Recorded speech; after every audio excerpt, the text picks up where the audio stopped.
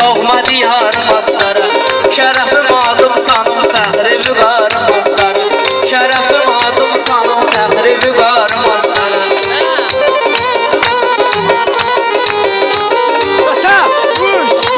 Girmişəm az yaşımdan elə bu cürnə meydanama.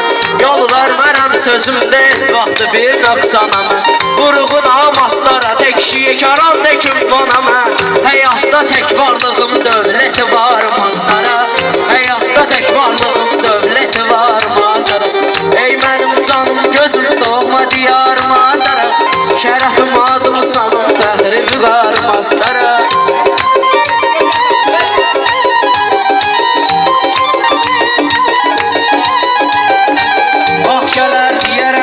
Meyxananın ustadıyam, aslara şairiyəm, həm də ki istedadıyam.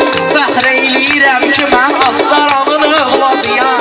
Harda olsam deyərəm ki iftixarım astara. Harda olsam deyərəm ki iftixarım astara. Ey mənim canım gözüm doğma diyarım astara.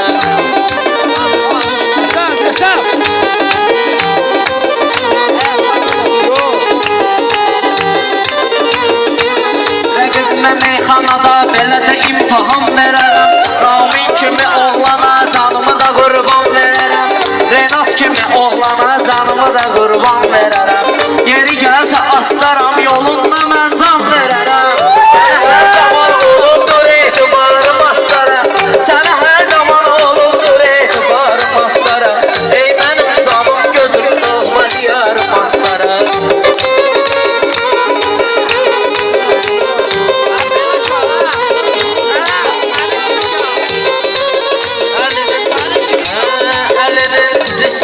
Allah'tan arzu diley, elinin biz isteyey, Allah'tan arzu diley. Elbette kardeşidir, koy Allah olsun kömək. Elbette kardeşidir, koy Allah olsun kömək. Yemişəm astaranın her zaman her an çöreği. Beni yetiştirən bu cür peşəkarım astara. Beni yetiştirən bu cür peşəkarım astara. Ey mənim canım gözüm doğma diyarım astara. Şərəfim adım sanım fəxri vüqarım astara.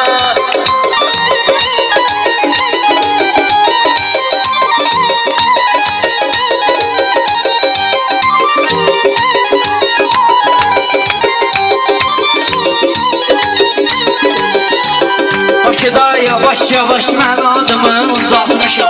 Söylədim meyxananı gəlib axıra çatmışam. Bu da yeni mövzumdur, mən astaram yaratmışam.